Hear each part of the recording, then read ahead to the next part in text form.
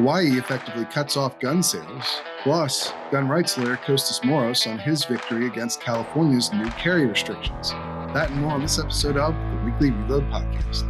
No, the devil's got no hold on me.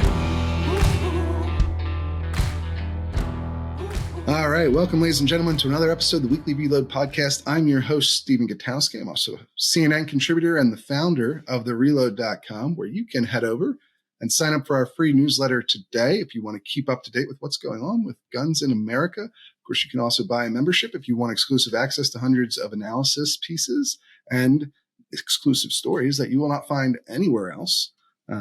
This week, we are examining a big ruling out of California, major implications for everyone in that state and well beyond that state.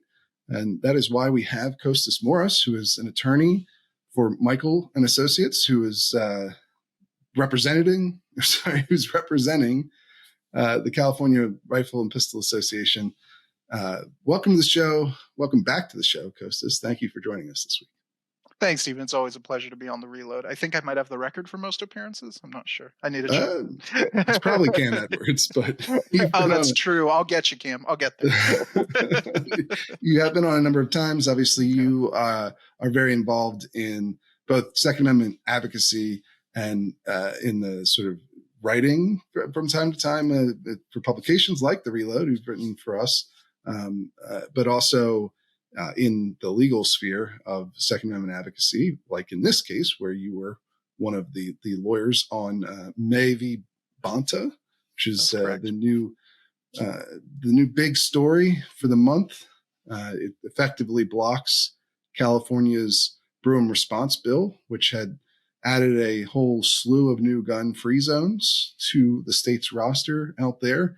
And why don't you give us a little bit of background on exactly what the judge found in that case? Sure. So a bit of background. So although California was a May issue state before Bruen, it was actually a county by county basis. So most non-coastal counties were actually shall issue. So you had over 100,000 Californians with CCW permits before Bruen.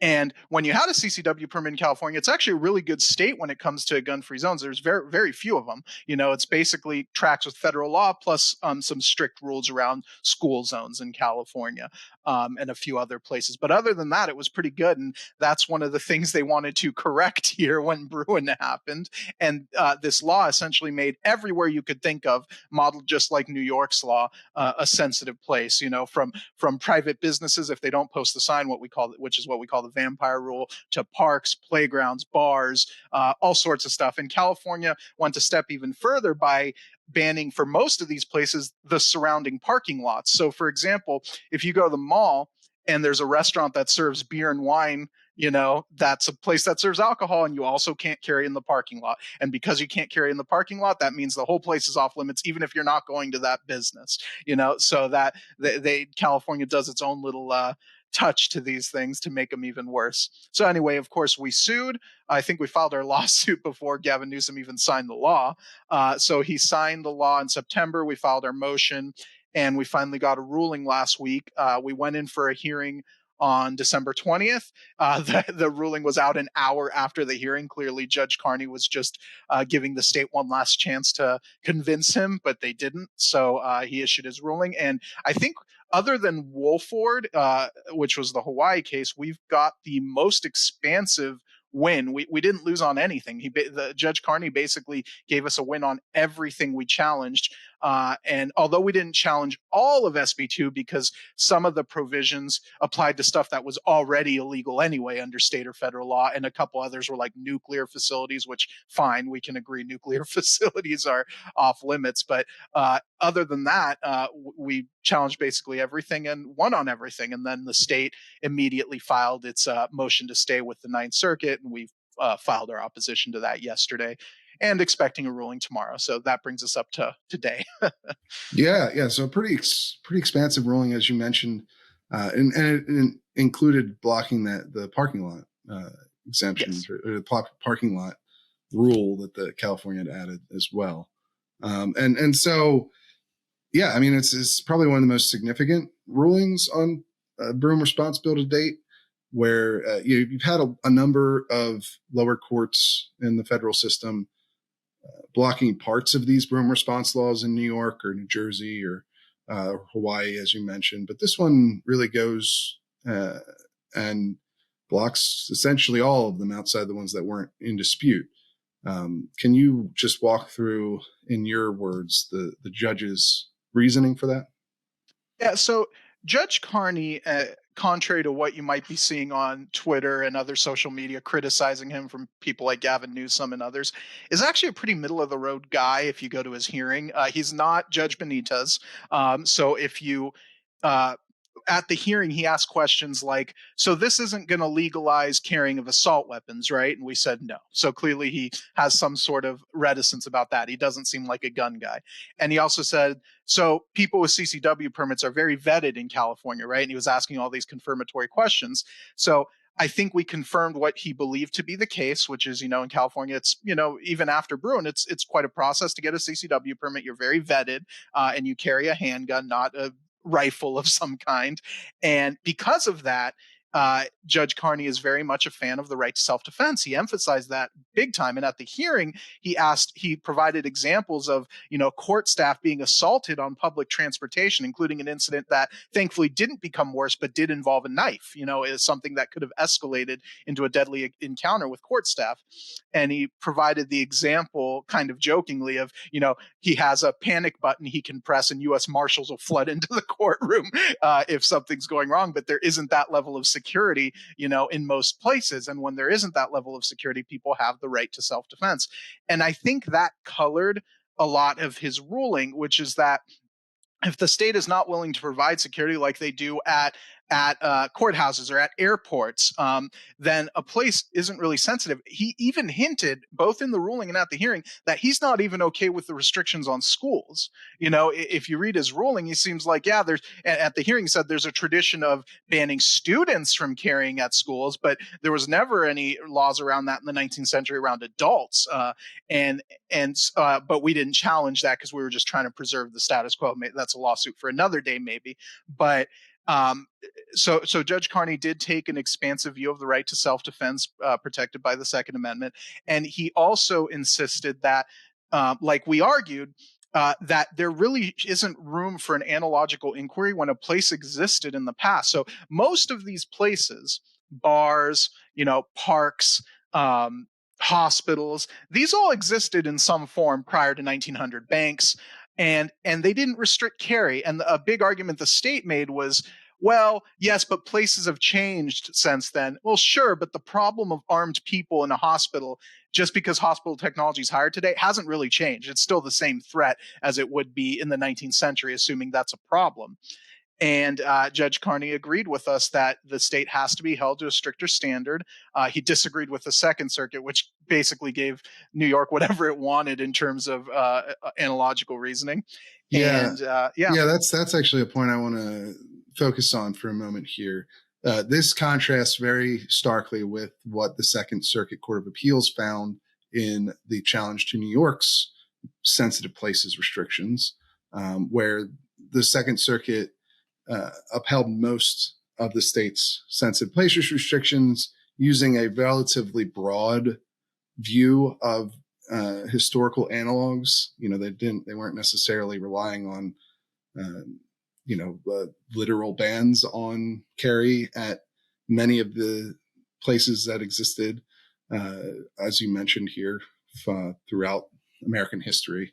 Instead, they took a much broader analytical approach to it, analogous approach. They relied on other sorts of gun restrictions that existed at the founding era, and even well after that, to uphold most of the modern gun-free zones created by New York in their Bruen response law. Outside of there was some agreement. I will say that the vampire rule, as you guys have termed it, essentially banning gun carry, even by licensed individuals, on private property that's open to the public, things like stores or restaurants or something of that nature, which really flips the way that the rest of the country the whole country has historically done this, which is that generally you're allowed to carry unless somebody says you can't by posting a sign.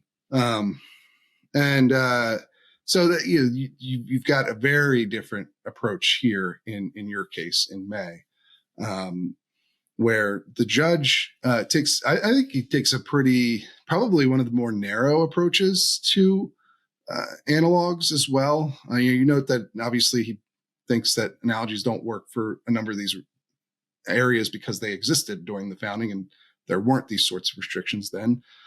But also he takes it not just on guns being present in a certain location, but specifically on barring people who have this level of training and I guess statistically who are statistically unlikely to carry out crimes. That's how he sort of framed people who get concealed carry permits, right? Because they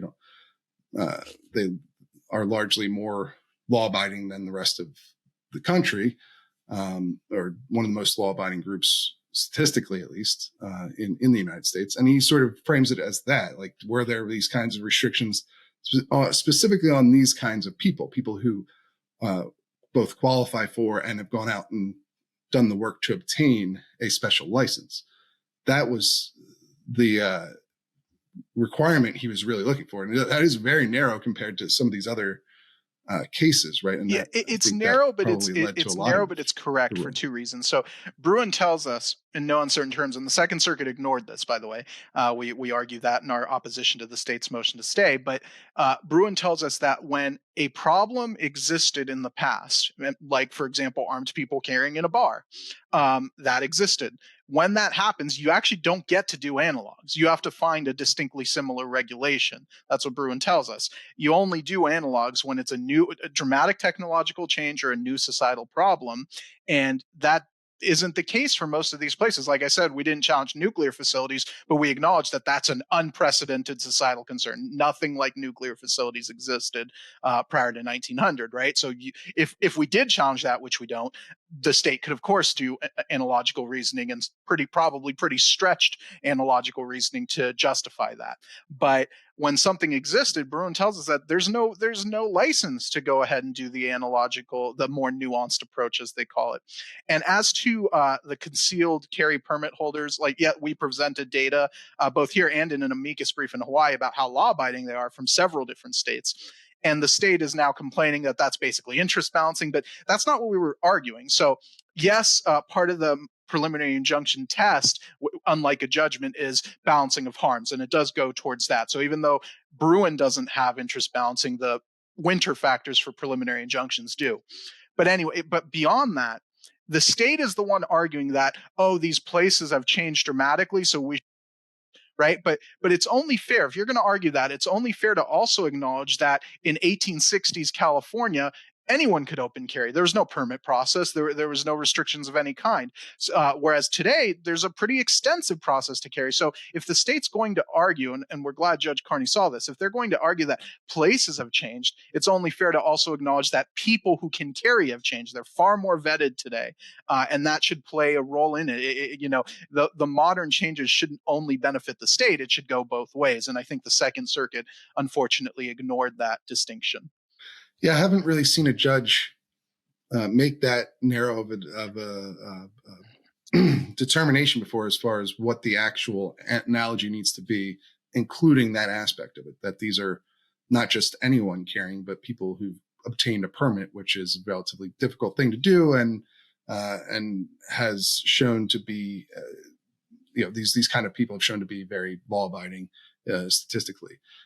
So it was interesting to see that. And I do wonder if perhaps that's going to be something that shows up more in these kinds of cases down the line. I imagine that's what you guys are going to continue to pursue as this case gets litigated, that sort of standard. Yeah, I mean, if California is not going to let us have constitutional carry, we're at least going to hold them to, if they're going to make us get permits, it should at least work towards our benefit too in our legal arguments. You're limiting the right to carry to a subset of people that can do an 8-hour training course, that can pay these fees, that can wait sometimes several months, which we have another lawsuit about lengthy wait times. But so if you're going to do all that, you can't then talk about what a danger carry is, because only the people you've extensively vetted can carry. And the state, interestingly, we presented all the data in our opening brief and in the lower court here, and in their opposition, which was exceedingly lengthy because we agreed to let them have a longer brief so we could have a longer brief, they didn't even try to rebut the data. They didn't present any counter data saying, oh, actually people who carry commit crimes. Instead, what they argued was that, if you let people carry, it can interfere with other constitutional rights because they'll intimidate people exercising the right to free speech, which doesn't make sense because California is only concealed carry. But anyway, nobody would know you're carrying, and if they do know, then it's a crime because you're brandishing. But yeah. Anyway, I lost my train of thought there. Also, I'd imagine, like, I would imagine as well that intentionally intimidating people by carrying yeah, no, that's totally is also illegal. probably brandishing. Yeah, nor did California Anyway, demonstrate. so yeah, there's their arguments. Yeah, their arguments sort of to this point, which you've seen in a lot of court cases. It's sort of a vague intimidation instead of a specific sort of threatening of people, because that is illegal basically everywhere, as far as I know. You cannot intimidate somebody by showing them a gun with the intent of intimidating them, not legally. So anyway, another point that I wanted to cover real quick is I want to get into some of the critiques here. Right, you've got the Second Circuit, obviously a huge contrast. One thing that I saw, and I think you were even debating this a bit on Twitter with Jake Charles, who's an associate professor that we've had on the show before, who is perhaps on the other side of this argument from you. But he was saying that maybe in a certain sense that the brevity of the court's ruling in this case is a Achilles heel of it, that shows there wasn't enough analysis put in, whereas the Second Circuit was quite thorough in justifying their reasoning. What do you make of that argument? Like, a lot of the individual sensitive places that were struck down in this ruling were, it was basically the same logic used for all of them. Do you see that as a weakness of it, or how you respond to that sort of criticism? I mean, with all respect to Jake, obviously he does disagree. But the reason the Second Circuit ruling was so long, the longest of any of these cases, by the way, because a lot of district courts have agreed with Judge Carney in their analysis. But the reason it was so long was because it was tortured logic. It was trying to do everything it could to uphold the law, and even it couldn't uphold the vampire rule. But it went through a series of places and applied logic that the Supreme Court has already rejected. For example, it kept coming back to this idea of a place being crowded being a sufficient characteristic to ban it. When the Supreme Court rejected that, it said you cannot ban carry in places where people typically congregate. You can't ban carry in all Manhattan, for example. They use that as an extreme example. But and also the Second Circuit essentially adopted Professor Charles's view that they should try and narrow Bruen from below. They cited his article approvingly, but that to me is not that much different than citing a dissenting opinion, because that's what Professor Charles's article is, a critique of Bruen. It's not saying how to properly apply it. It's criticizing it and saying how courts can try and mitigate it. So the reason Judge Carney's ruling was a little brief, and by the way, I should note that the Second Circuit did go on at length about permit issuance. So although it was 200 pages long, not all of that was about sensitive places. But the reason Judge Carney's ruling was more brief is because Bruen, when applied fairly, and I know I'm an advocate, but when applied fairly is not a complex analysis, especially when it comes to places in the sensitive places context that existed in the past. Like I said before, when a place existed and carry wasn't banned, the Supreme Court tells us that that is relevant evidence that the modern law is unconstitutional. And so you kind of see the this the state, opposite way, essentially. That I mean, and obviously Yeah. this was your argument in this case, right? But the brevity of these some of this analysis is what is required by Bruen, because some of these things are extremely straightforward, basically. Yeah, and if let's just say if a place existed in the past and you're going on page after page trying to look at supposed analog laws that are completely dissimilar, you're clearly trying to do the work of the state to uphold the law instead of doing what Bruen commands. That's my take on the Second Circuit opinion. It's a bad ruling that I think will be reversed. We'll see when. Maybe the Supreme Court will wait till after a final judgment, but I think it will be reversed. And in fact, we had Justices Alito and Thomas refer to the district court opinion, which the Second Circuit reversed, as a thorough ruling. So that's, at least some praise for it. I think at least that's how I read that.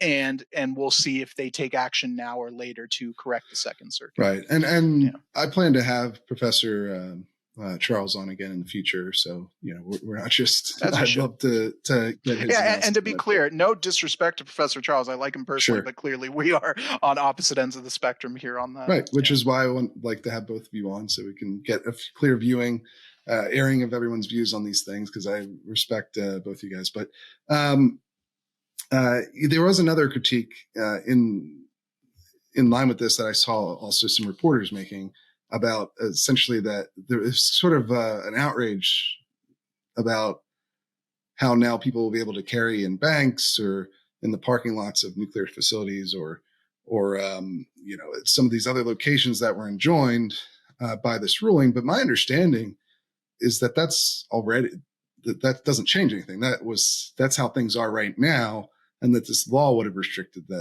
these places as a new feature, not so the judge is not really actually undoing anything, right?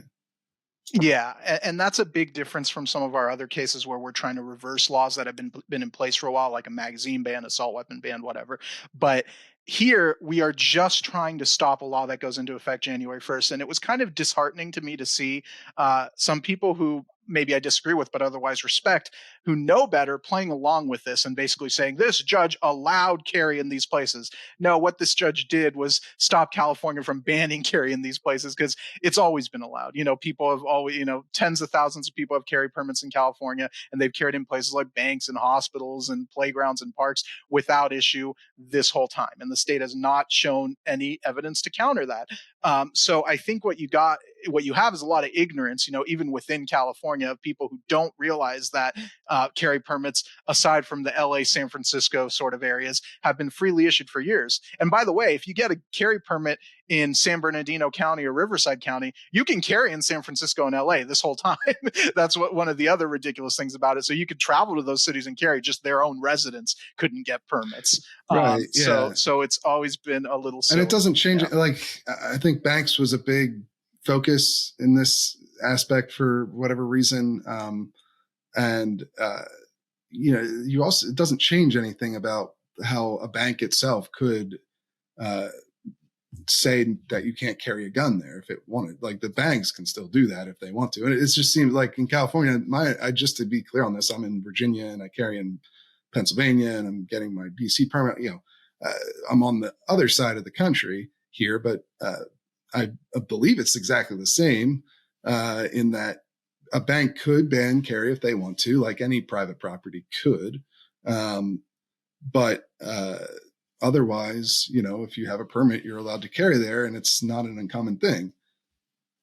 Yeah, one of the things we argued, which was kind of amusing, is we argued that not only could California not show a historical tradition of banning carry in banks, they couldn't show a modern tradition of banning carry in banks, because until Bruen, not one state banned carry in banks. Not one. There was a couple that had weird rules, like one was only open carry and the other was only concealed carry. I think it was Nebraska and one other state. But other than that, no state restricted carry in banks. There was, up to 2022, none did. So the idea that this was some crazy ruling, it's more about ignorance, I think, and skies falling social media panic than it is based on anything real. Yeah. So, there was some hoopla about this, and I just wanted to make sure that I understood it properly.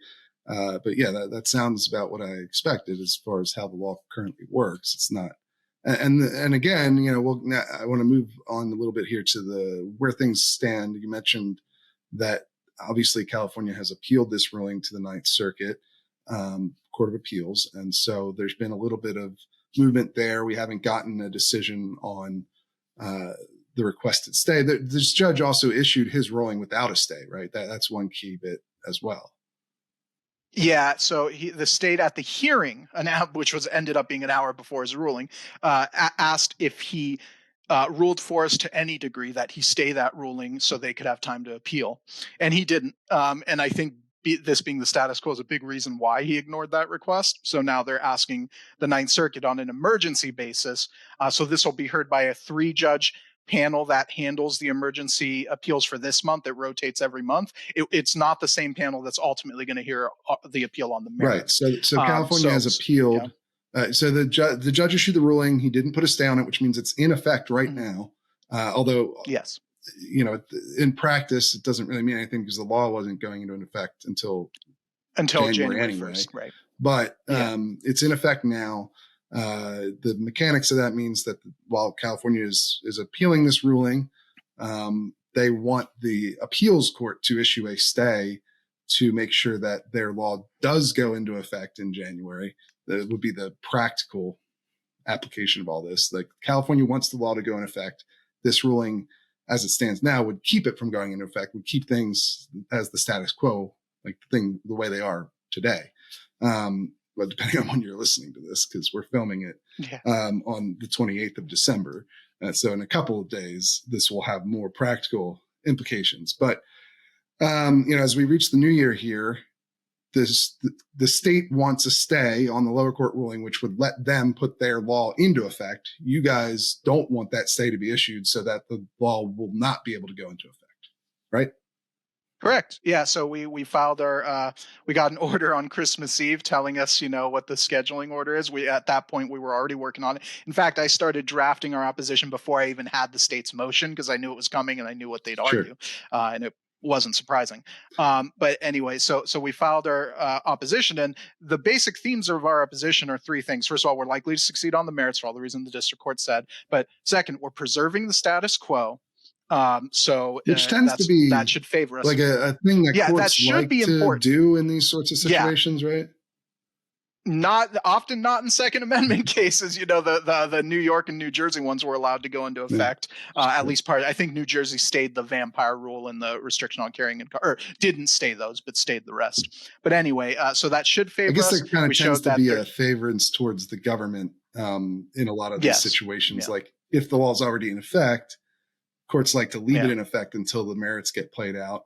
If it's not in effect yet, they might still let it go into effect while the legal challenge gets played. Unfortunately, yes. And they're not supposed to do that, but they do. So we argue we're just preserving the status quo here. We do cite, we cite some of the Ninth Circuit dissents in Duncan, which said like this court doesn't take the Second Amendment seriously, basically. So we're kind of telling the court, hey, this is a chance to redeem yourself. At least give us this. At least give us, when the status quo is on our side, don't let the law go into effect. We argue that the state doesn't have damages because, again, people with CCW permits are law abiding. And finally, we point out that the Hawaii injunction has been in effect since August. So that was a little funny in that Hawaii tried to stay it with the Ninth Circuit, and the go ask the district court first, then come back to us because that's the proper process. So they went and asked the district court in August. District court did nothing. And then bizarrely, Hawaii didn't go back to the Ninth or do anything, which is great for gun owner, people with carry permits in Hawaii that they didn't, but it was a little strange. So we're telling the Ninth Circuit now, look,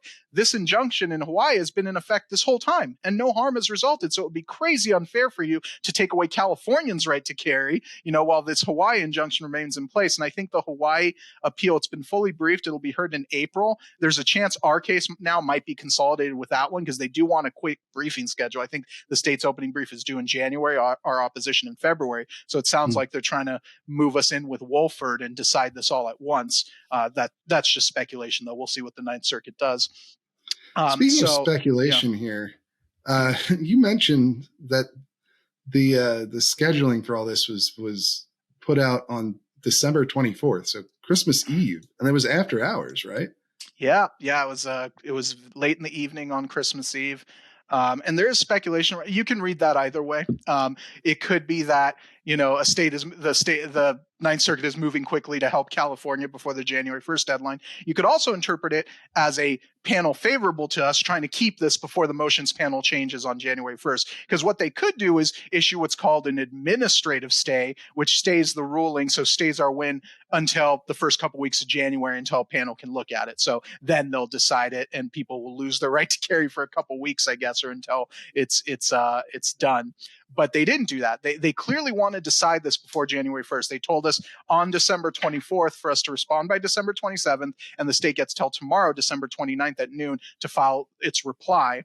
And then it sounds like we'll have a ruling tomorrow afternoon. We don't know that for sure. It might go into the weekend. But and that would be December 29th as we're recording here. Yeah, tomorrow. Obviously, Yeah, tomorrow, December 29th. A little later, but okay, interesting. So yeah, we'll obviously have to keep on top of that and see where this ends up, because it is going to have, like I said, in a couple of days here, it's going to have real practical implications. Right now, it doesn't matter technically because the law wouldn't go into effect until January anyway, but it's going to matter real fast. So we will certainly keep an eye on it. Where do you expect, how are you feeling about appeals? What are you thinking is the potential end game here? Well, a little speculation. I don't think California is confident in its position, because if you read their motion to stay at the very end, they suggest a far narrower stay. So on paper, they're asking for a stay of the whole ruling, even the vampire rule, which has been rejected even by the Second Circuit. But at the very end of their motion, they say, well, could you at least give us parks and playgrounds and parking lots of places that plaintiffs didn't challenge? And I think one or two other things. So we could, if we have a divided panel, get a split decision here where they let us keep the injunction on some stuff, but not others. We'll have to see. But from there, we'll see how the appeals goes. I think, we're all waiting to see what the Third Circuit rules. I think the Third Circuit oral argument went better than the Second Circuit oral argument. And I think that might also influence what the Ninth Circuit does. Because if you have a major circuit disagreeing with the Second Circuit, then that'll complicate things greatly. But it's obviously going to come down to, I'm sorry to say, who is on the panel. That's just the reality of it. We could get a good panel draw on the appeal. We could get a bad panel draw or something in between. And unfortunately, it shouldn't be this way, but unfortunately, who you have on the panel is going to be important. Like if we get Judge Van Dyke and Judge Lee, we'll probably do pretty well. But if we, have judges that have historically been hostile to the Second Amendment, we will not do as well. Yeah. Okay. Well, although you never know, I suppose. Not all these judges have had cases that deal with the Second Amendment since Bruen, right? That's correct. Perhaps some of them have changed their minds. Yeah. I guess it'll be interesting either way, and then from there, what the Supreme Court decides to do with all this will be even more interesting, right? Yeah, Antonyuk could end up the New York case if they, I know they've been hesitant to take preliminary injunction rulings, but given they already commented on Antonyuk once, I would hope that they take cert on that case, assuming the plaintiffs there decide to go for Supreme Court relief, because that could clear up a lot of questions. Now, of course, May v. Bonta is a far more expansive challenge than Antonyuk, because I think they ended up not having standing for things like public transportation and a few others. And so our case will still be viable, we'll still have things to do even after that. But the Supreme Court could definitely clarify things for everyone. Yeah. Okay. So this case could still end up at the high court, even if the Second Circuit case gets there first. It's definitely possible. Of course, I would hope that if the Supreme Court, takes Antonyuk and rules as I expect they will, that the Ninth Circuit will get the message and rule appropriately. But historically, that hasn't always been the case, so we'll see. All right. Well, we will have to have you back on in the future to see what happens with all of this. And maybe even Reno May will come back. I'm sure he'd be happy. Too good to come on this week. Now a case is named after him, dude. He's big time. He's got a big head now. He's like, I don't need to go on the Reload podcast. I'm holding out for something bigger. No, we had Reno May, the plaintiff in the case, is also a popular gun YouTuber who lives in California, on to discuss the case a while back. And hopefully we'll have him on in the future. I'm sure he was busy this week with, it is the week between Christmas and New Year's. So maybe he might still just be hungover from all that, like most people. I mean, he's probably partying from our win last week. I would there hope. you go.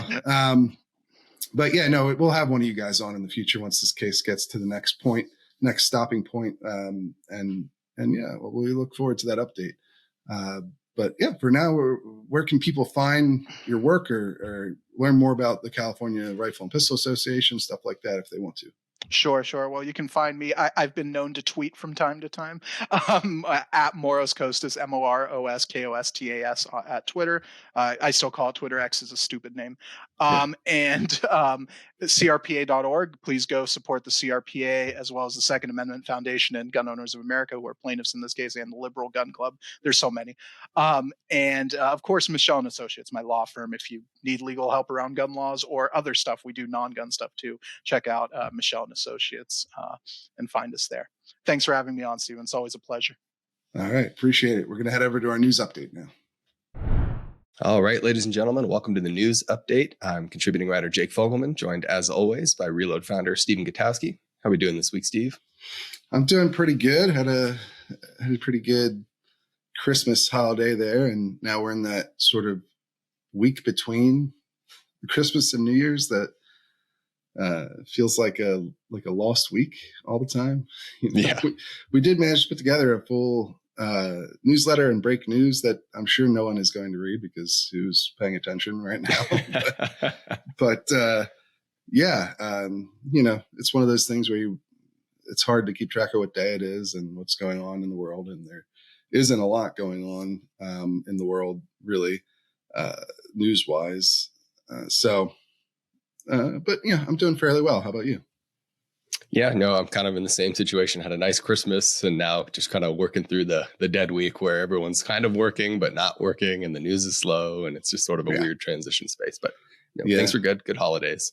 Yeah, and I even got some gun related stuff for Christmas, so we'll talk a little bit about that after we go through the news update. But I'm pretty excited to try that out, and I think you had some gun related gifts. I think you gave some this time, if I'm understanding it right. And so we'll get into some of that stuff after we go through the news update here. Speaking of which, what do we got first? What's our first headline?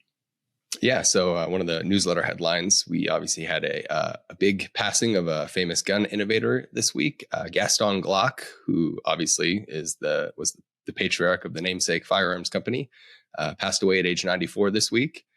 So that's obviously, it's a big deal. It's like seeing a Browning or a Colt pass. He was an innovator, a guy who didn't invent, but essentially popularized the modern polymer framed striker fired handgun that is sort of ubiquitous now in the world of firearms. So yes, very ubiquitous. Quite a legacy. I have a little USB holder thing that is shaped like a Glock. I don't know. 47 apparently. Weird. That they gave out at SHOT Show this year. So yeah, the Glock, the famous polymer gun, obviously came in, took over the industry. Now basically every handgun out there is some sort of variation on the Glock design. Like you said, not that striker fire wasn't new. Semi-automatic wasn't new. None of this stuff was like brand new technology, but he put his own twist on it that became extremely popular and still persists to today as a very reliable and functional firearm design that basically the rest of the industry has aped for themselves. Although I did see the New York Times write-up of this was still like, it's one thing they point out like, oh, bad guys and good guys use Glocks or whatever. Just like Toyotas, right? I mean, if you've ever seen any video of any terrorist group, they're driving around in Toyotas with, machine guns welded to them somehow. And I got no problem with that. But they still are making these base level common mistakes at the New York Times, the largest paper in the world. plenty of resources to understand that the difference between a clip and a magazine, and they still make that mistake. This is one of the most common complaints that you see from gun owners against media coverage about like the ignorance of it. And I just am so amazed that this still happens even at a place like the New York Times, that they don't know. There is a difference between a clip and a magazine. A magazine is what you insert into your handgun or rifle or even some shotguns, which holds the ammunition and feeds the gun. A clip is basically a piece of metal that assists you in loading a magazine, essentially, usually an internal magazine that's not detachable, but they still get that wrong. And it always like amazes me because it's one of the most common things people complain about. And at 2023, they're still doing that. So anyway, minor thing, relatively minor, right? But still, if you're getting that wrong, then people don't trust anything else you have to say at that point, I think. Especially at a newspaper like the Times. Like they have the resources to get that right. And it has an impact beyond just that technical error, because like it's just such a common thing. You just make this mistake once on the internet and you will have 100 people tell you that it's wrong. And so I don't know how they still manage that, even with the resources. I am sure there are people at the New York Times who know the difference between a clip and a magazine. Anyway, this is way off topic from the passing of Gaston Glock. Obviously, big news in the gun world. Big news, like you said, similar to the passing of many other famous designers, Colt or Browning before them, because Glock is responsible for the innovation that has led to modern semi-automatic handguns as we know them today. That's right. And then the other newsletter link that we're going to hit today, just quickly, from the New York Times, sort of following up on the Covenant parents. So those are the parents of the children that were killed in that mass shooting in Nashville, Tennessee earlier this year. They obviously made big headlines earlier because they became activated on the issue of gun control, pushing for it during the Tennessee special session, and things got kind of raucous and out of hand, and nothing really came of it.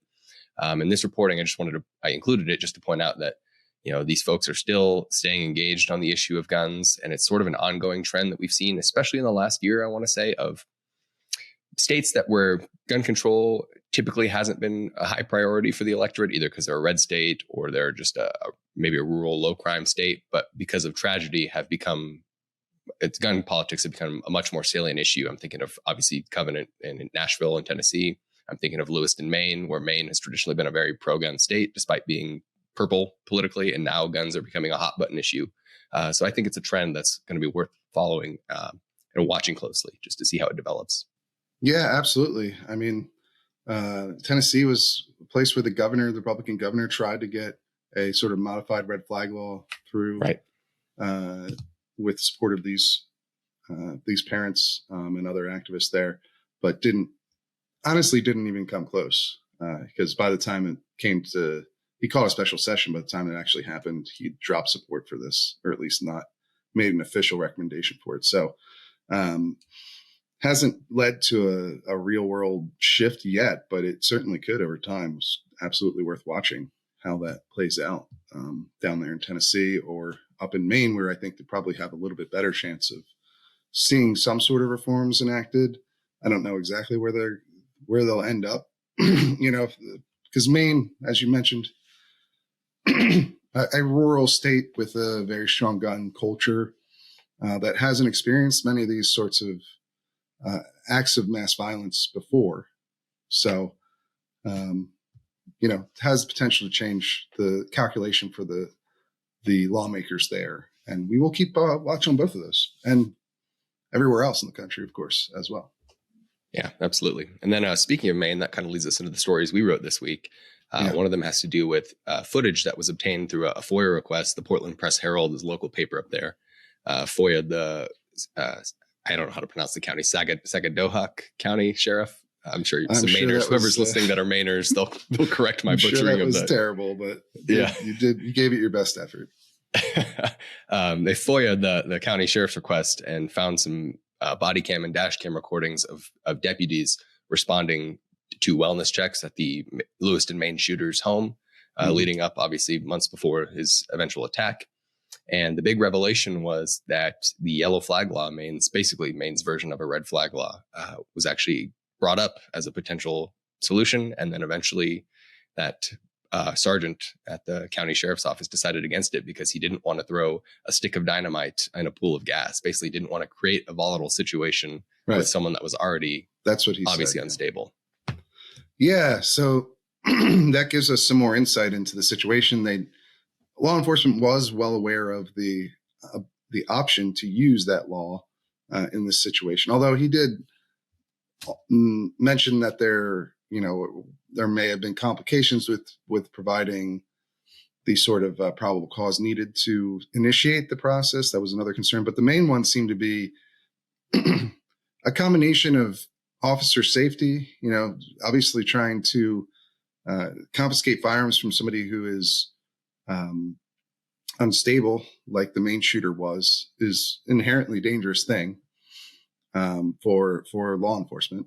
And then also the other half of that concern seemed to be that they thought that might actually make things worse, which is another reasonable concern to have, I think, right, in a situation like that, especially when, it's very easy to look on these things in hindsight and say, well, obviously the greater concern of him killing people should have been the top priority here, because that's what ended up happening. But it is important to keep in mind, I think, that most situations with somebody who's going through a difficult time or having a mental health struggle, they aren't going to end up hurting anyone else. They are more likely to hurt themselves, but even that, even in that scenario, that may not be the most likely outcome. And if you add pressure to the situation, it could make it worse. And that's sort of essentially what this officer had determined. And that's why they chose to try and intervene with the family instead of directly, or instead of using the yellow flag law to, detain him and then have him go through the court process for getting a confiscation order. So, it's not an entirely unreasonable approach that he took. And it shows sort of some of the main shortcomings of these types of laws. And then, of course, the actual outcome of the situation where a lot of people were murdered shows the potential consequences of not acting as well. So, I know that, and I talk about this a lot in these situations, that usually there are red flags, there are signs, there are warnings that people do notice deterioration, and oftentimes, including in this main situation, some people will act, and some people did act here. A number of people did act. His commanding officer, that's who the law enforcement officer was speaking to on this recording. He had him involuntarily committed. He tried calling police. He tried getting them to do wellness checks. His family made some efforts as well, it sounds like. But ultimately, if everyone does in the chain that's needed to prevent something like this happening doesn't act exactly the way that is necessary, it can still fall apart. And it's very difficult to prevent these things. Even when in hindsight, you can look at the failure points and say, if this had been done differently, perhaps this wouldn't have happened. And so here's one of those failure points. And you can look at this conversation and say, well, if he had decided to go through with the yellow flag law, maybe that would have worked. Maybe it wouldn't have. We don't know. Obviously, can't know. But we also get real world insight into why that decision was made, which is important to understand too. Absolutely. Yeah, no, I think that's the big takeaway from that story for sure. And I think he did a great job writing that one up and going through all of that. And they did there's also an internal investigation, or I guess an independent investigation where they, Yeah.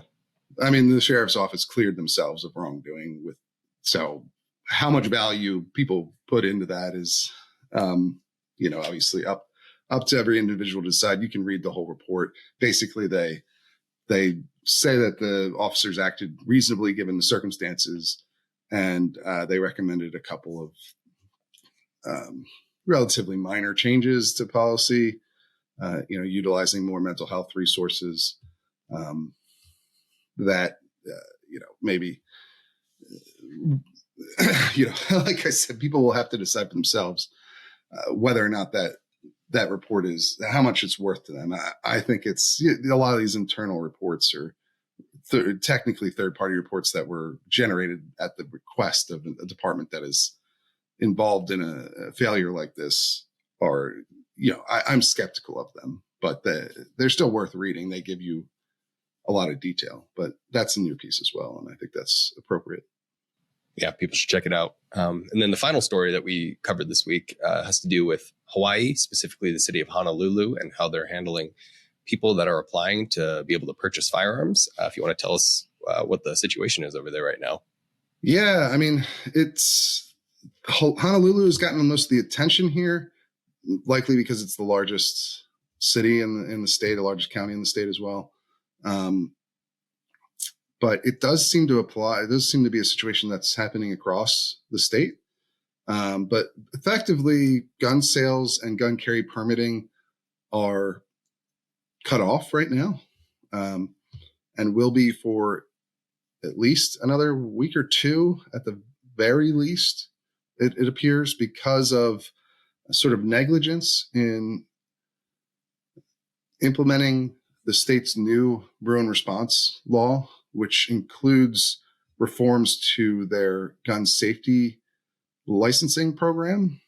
So, instruct in Hawaii to buy a gun at all, any gun, unlike other states where this is usually, even in the strictest states, this only applies to handguns and most of the time. But in Hawaii, it applies to long guns as well, shotguns and rifles. In addition to handguns, really all guns, you need a purchase permit. But to get that permit, like the concealed carry permit, which is obviously a more common requirement for concealed carry permits, you need to have a state approved training course that you've completed. And the problem is that these counties in Hawaii haven't updated their certification programs to match this new state law yet. And the state law goes into effect in January, but also these purchase permits are only valid for, I believe, 2 weeks. So Honolulu has stopped issuing them now because they don't want to issue the permits that would be valid beyond when when this law change happens. And they also don't have that new certification process in place for instructors yet. Their hearing for this isn't until January 9th. And then from there, it would take another 10 days at least for the new rules to be finalized, at least. And so, yeah, I mean, they stopped issuing permits, it sounds like, on December 18th, and they're not going to be issuing them again, perhaps for as many as 40 days beyond January 1st, because that's the new law gives them 40 days to process these applications anyway.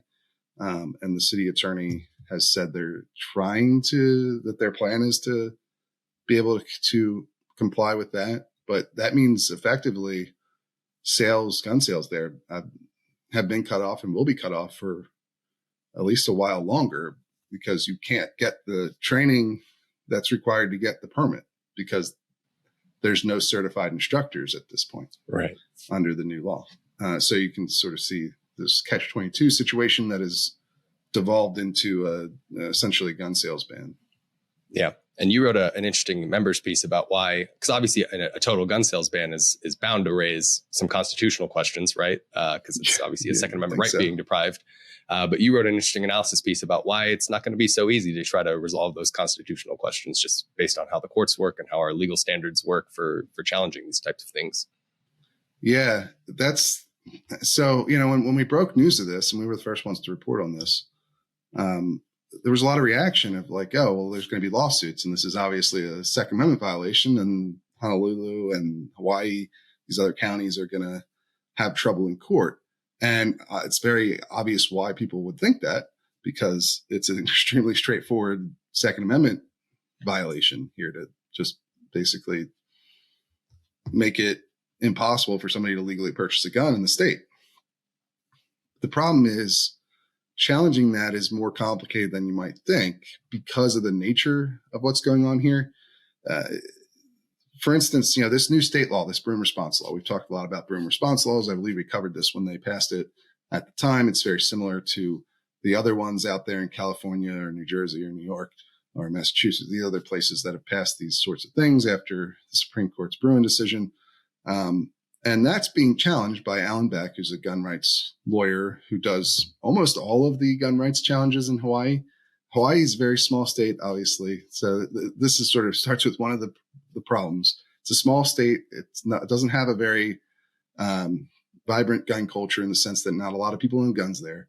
There are not a lot of gun rights activists. They do exist. The Hawaii Firearms Coalition is the group that brought the situation to the public's attention, that these sales are cut off, and there just aren't a lot of lawyers there challenging these sorts of things. Alan Beck is almost the only one, and he's not even backed by any of the major gun rights groups. Not directly. He doesn't work for any of them, and so you have a place where there aren't a lot of people to challenge this law. There aren't a lot of lawyers to take up those challenges, and the other half of it is it's hard to fight a situation like this where the harm is caused by more negligence than intention. And it, in theory, at least, one of the big factors as to whether or not there's going to be a lawsuit is how long this drags out. If they actually get things done in a relatively quick manner and start issuing permits again relatively soon, there's not going to be a lawsuit. I'll just say that, because there won't be anything to challenge on at that point. It'll become moot as soon as they actually start this process back up again, which they seem intent on actually doing. They're just kind of being lazy about it. Like, they knew this change was coming. They just didn't go through the process of adopting new rules and everything in a timely manner. So now there's this gun sales cutoff because of that. Now, it's not cut off because the state law cuts it off. There is a path in the state law to being able to buy these guns or get the carry permits. It's incompetence or negligence in implementing those rules you'd have to sue the local authorities, not the state. So you'd have to sue across the state, these different jurisdictions. You'd have to find different plaintiffs. You'd have to find, so that's a complication, not one that's impossible to overcome. Then you'd have to get a suit filed pretty quick, and you'd have to get a judge to act quickly. And there's a number of reasons why that might not happen. Like, judges generally, even if they ideologically are on the more conservative end of the spectrum, even if they're liberal on the ideological end, they both tend to be the federal judiciary tends to be conservative in a broader sense than that, like in a legal sense. They're not eager to go in and disrupt what the elected officials are doing unless they feel they have to. And so if you take a case that involves them dragging their feet or basically sales being cut off due to incompetence rather than intention, it's much harder for you to get a judge to order something if the officials can make the case that they're trying to fix this or they're going to fix this without the judge getting involved. And also, it takes a while for the courts to work. And so if things resolve themselves in a couple of weeks, you file this case, you spend the money, you're unlikely to actually win because it'll be moot by the time the court even gets around to doing something, to reading briefs on the matter, it would take a while to write an opinion on something like this. That all takes time. And, a right delayed is a right denied. And so it shouldn't matter under the legal standard, but in practice, I think it will. And plus Hawaii's in the Ninth Circuit. You're unlikely to find a friendly judge there anyway. So on top of that sort of deference to elected officials whenever possible, you also are probably going to have to deal with a judge who's ideologically opposed to what you're trying to do. Now they still, I think even a liberal judge is going to understand that you can't just cut off gun sales completely. And so eventually they would act, but it's in real life that you're probably going to have a delay of months for a suit to really become viable. Now you can do other things like sue for nominal damages, sue for $1 worth of damages. Because that's the other part. It's like somebody not being able to buy a gun is obviously being harmed. Their rights are being infringed on, but they're not facing necessarily like monetary damages from that fact. Now, maybe something happens where that you could come into play, but most people are not going to face any sort of monetary damage from not being able to buy a gun. Now the FFLs might have a stronger case because maybe they're losing out on money. Although even there, you'd have to show that there are damages and not just delayed sales or something along those lines. So, I guess at the end of the day, mootness is the biggest problem that you face in challenging something like this, even something as straightforward as a total blocking of gun sales. If it's short enough period of time and it happens in a place where not a lot of people are affected because it's a small jurisdiction, it can, in practice, be very difficult to actually win a suit there, and it'd be expensive to try if you're not sure that this is going to last long enough for you to actually win, if that makes sense, because you won't get your lawyer's fees back if the case gets mooted. I mean, even if you do something like nominal damages and the case goes on for a couple of years and you win in the end, a judge is unlikely to give you full lawyer's fees for something like that, especially if the issue was resolved relatively quickly, the actual practical problem. And then the court case just naturally takes a long time after that. The judge may not. I think usually in those cases, they don't give a full award of legal fees. So you're out a lot of money. I don't know. So those are some of the practical issues. Doesn't mean it's not going to happen. Doesn't mean you couldn't win. It's not what I'm saying. I'm just noting that a lot of people, I think, assume this is going to end up in court immediately. And I think that's unlikely. But we'll see. It's a good point. Yeah, it's a good point, but we'll keep an eye on it for sure. Yeah. So anyway, Christmas, what you I think you gave a gun related gift, right? Yeah, I did. Yeah. So my girlfriend and I go to the range together quite often, but she's still using sort of old style over the ear muffs for shooting that don't have the active listening that block the decibels and but still allow you to hear, for example, someone speaking to you. So I got her a nice pair of walkers for the range to see how she likes them. I have a pair of not walkers, but another brand that makes similar active ear pro. And I've been a big fan of them. So I'm hoping that she likes it as well. But that's our little entry into gun gifts this year. We didn't do a ton of gun related stuff, but. No, that's interesting. I always conflicted about those active ear pro, the ones with microphones. That's what you're talking about, right? Where you can hear people. Yeah. Because the issue for me is like, for whatever reason, they make it sound like the person talking is coming from everywhere at once. So they get kind of disorienting to wear after a while. You ever felt that? Yeah, that's definitely the case. Someone talking you think someone's talking over your shoulder, like while you're, in the window at the range or whatever, and you look back, they're not there, but they're on the other side of your shoulder. And you for sure get that effect. It just feels weird to wear them. I think they make a lot of sense for new shooters though, because, I used to use like $20 Walmart, was like Peltor shotgunners. They have the low profile muffs. And I love those things, but, of course, if you're not used to how to talk on a range,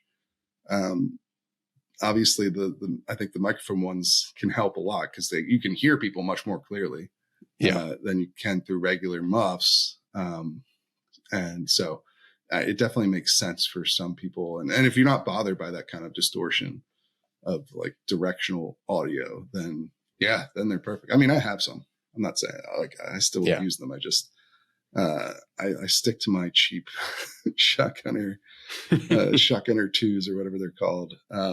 It's just less disorienting that way. But you do have to like know how to listen and speak to somebody in a range, especially an indoor range. If you're using the old school kind, whereas the ones those the walkers and the other brands that have the microphones are much more news shooter friendly for sure. Absolutely. I got a gift this year, so that was nice. Nice. It's one of those things you get old enough where it's like, I don't know what to ask anyway, because you can buy anything you really want. Yeah. And so I just kind of end up asking for things I was going to buy anyway. So yeah, that works pretty well. And, I talked about a lot of my struggles with my red dot on the Sig Sauer P 365X macro that I carry. It has the Sig Romeo Zero Elite, which is a plastic dot, and it has the battery on the bottom, and the brightness adjustment is way up at the front, like where you're almost touching the glass to get to. It's very hard to manipulate, and it's plastic, and it comes with a very thin metal shield around it, and that's what it comes with from the factory. And the battery has died very quickly on that several times, and I don't know if that's a battery issue or a dot issue. I have been still carrying it, and it hasn't died since I put like a brand name battery in there. So maybe it's just the batteries that were the problem before. I don't know, but it is a pain to change them because you got to take it off, and then you have to re-zero it every time you change the battery. And if the batteries die every couple of months, you're doing that a lot. So I wanted an upgrade, and I looked around, and I think we talked about this before. The market seems to have actually matured a lot, and there's a lot more really good options at the mid to lower price ranges. So I watched a couple of reviews, and I ended up with the Sealy, whatever. It's a Chinese brand now. They do use American flag branding on their stuff for whatever reason. That's a little bit disingenuous, I feel like, but it seems like a pretty decent dot. It's all metal, and it has the battery door on the side instead of the bottom, and it has some nice adjustment buttons on the side as well. It seems like a pretty good little dot from everything I've seen in reviews. So I'm going to try that out and see how it goes. I've watched some of the torture tests, and they're always a little bit much, I think. This one survived some really absurd torture tests in YouTube videos. I think Overton Windex is one of these YouTubers that has reviewed this, that I've enjoyed his short videos that he does reviewing gear and stuff. And he did all kinds of crazy things to it and still survived. So, it's on the lower end of the, I think, price spectrum, and it's made in China. But honestly, I think a lot of the brands out there, even the Hollow Sun, which is a really good reputation, Swamp Fox, I think is another one. They're all made in China. I think you'd have to get up to like the Trigicons, which the original RMR still has a really good reputation. And maybe the only thing I would switch out to over this from right now. But even that you have to take off to change the battery. It doesn't have a side loading battery. Yeah. So, but the market has seemed to really mature and give you some really good options as a consumer now, whether they're from China or some of the American brands that are a little bit pricier, but maybe that's worth it. It's one of those things where it's like I always try to get the best deal I can, but sometimes I wonder if is it worth me saving a little bit of money when I'm relying on the gun to save my life? If I, sometimes I wonder about my own value calculations there. But this one seems like it has all the features I want. It seems durable. I'm going to try it out and see how it goes. I say you have to give us an update once you take it to the range. We'll update it as we go along here. See if I run into any issues like I did with the SIG. The new SIGs are supposed to be really good as well. So I don't know. Maybe I'll try to get one of those if I don't like this one. There's a lot, like I said, a lot of innovation, a lot of new stuff that everybody disliked the Romeo Zeros. There are a lot of people did, I guess, because they're plastic, especially. But I don't know. The new ones are getting a lot of praise. So they're obviously much more expensive than the polymer one. But I'm going to try this Sealy or Siley and see how it goes. But that's all we've got for this week.